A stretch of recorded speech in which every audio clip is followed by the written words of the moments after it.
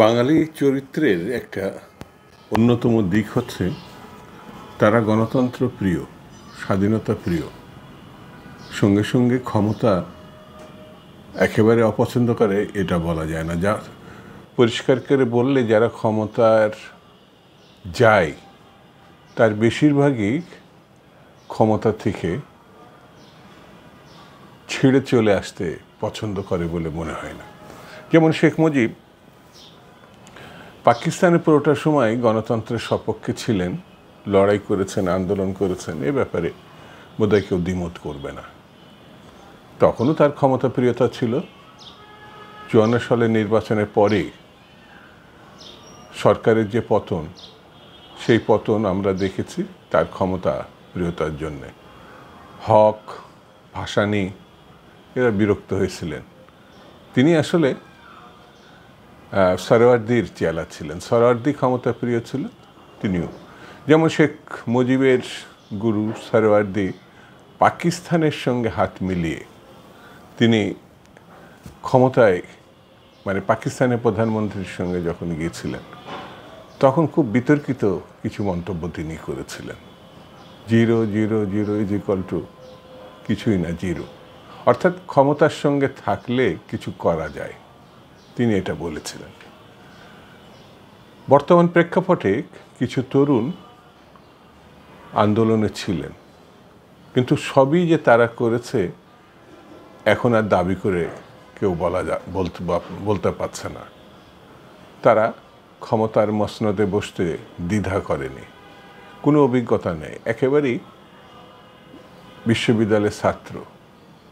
রাজনীতি তো একেবারে নিম্ন স্তরে, হল অথবা আরও নিচের কোনো পজিশনে তারা ছিল। তারা এখন ক্ষমতায় বসিয়ে, বিশেষ করে ডক্টর মোহাম্মদ ইউনূস তাদেরকে এতটাই মাথায় তুলেছে, তারা আর ক্ষমতা থেকে যাওয়ার কথা ভাবতেই পারছে না। হ্যাঁ, তারা যদি মনে করে দল গঠন করে আগামী নির্বাচনের, যেটা দাবি করেছে 300 আসনেই তারা প্রার্থী দিতে পারে, ক্ষমতায়ও থাকতে পারে, কিন্তু জনতার সমর্থন তো তাদের নিতে হবে, নির্বাচনটা ফেস করতে হবে। কিন্তু নির্বাচনের কথা শুনলেই তারা গদি হারানোর ভয়, একে তিড়বিড় করে উঠছে। এটা কেমনতর কথা জানি না। কার সঙ্গে কোন ভাষায় কথা বলতে হয় সেটাও তারা রপ্ত করতে পেরেছে বলে মনে হয়। বয়স বাংলাদেশের প্রেক্ষাপটে তরুণ মুরব্বী বলে একটা কথা আছে, তরুণ এবং মুরব্বীরাও একসময় তরুণ ছিলেন। সভ্যতা ভব্যতা বলে একটা প্রসঙ্গ আছে, তারা সেগুলোও রক্ষা করতে পারছে, এটা জোর গলায় বলা খুব কঠিন।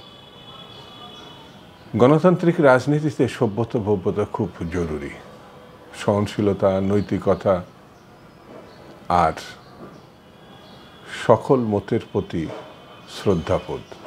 আমি শুরুতেই বলেছি তরুণরা রাজনৈতিক দল গঠন করবে, এটি বোধহয় কোনো রাজনৈতিক দল বিরোধিতা করেনি, কোনো নেতা বিরোধিতা করেছে এটা আমার কাছে মনে হয়নি। কিন্তু তারা বলছে যে আমাদের তাদেরকে নাকি অনেক দলই সহ্য করতে পারছে না। সহ্য করা না করা এগুলো তো গ্রাম্য কূটনীতি, গ্রাম্য কূটনীতি। ওরা আমাকে পছন্দ করতে পারছে না, ওরা আমাকে সহ্য করতে না। হাসিনারও কথাও এরকম কিছুটা ছিল। হাসিনার সঙ্গে কি তাদের তাহলে মিল খুঁজে পাওয়া যাচ্ছে? হাসিনাও সব কিছু ছাড়তে রাজি ছিল, কিন্তু ক্ষমতা ছাড়তে, চেয়ার ছাড়তে তিনি রাজি ছিলেন না। সেই জন্য আমার কাছে মনে হয় এখন যে সরকার চলছে এটা সবার সরকার। এই সরকারের থেকে রাজনীতির দল গঠন করার থেকে রাস্তায় নেমে আসা ভালো।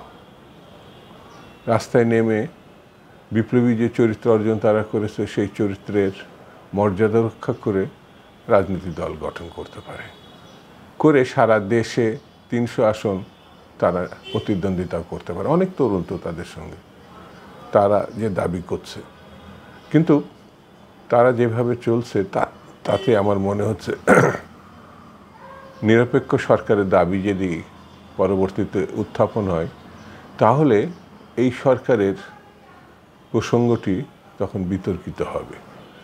সব দলই চায় এই সরকারের মধ্য দিয়ে একটি স্বচ্ছ গ্রহণযোগ্য একটা নির্বাচন হোক এবং এই সরকারে 3 জন যে ছাত্র প্রতিনিধি আছে তারা বাদে অন্যদের সম্বন্ধে এখনও কোনো প্রশ্ন ওঠেনি।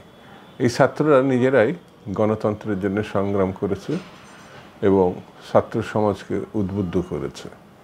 তাহলে তাদের উচিত হচ্ছে, আমার বিবেচনা, আমরাও এক সময় ছাত্র রাজনীতি করেছি, আমরাও হুসেন মোহাম্মদ এরশাদের স্বৈরতন্ত্রের পতন ঘটিয়ে অভ্যুত্থান ঘটিয়েছে, 90-এর গণঅভ্যুত্থান।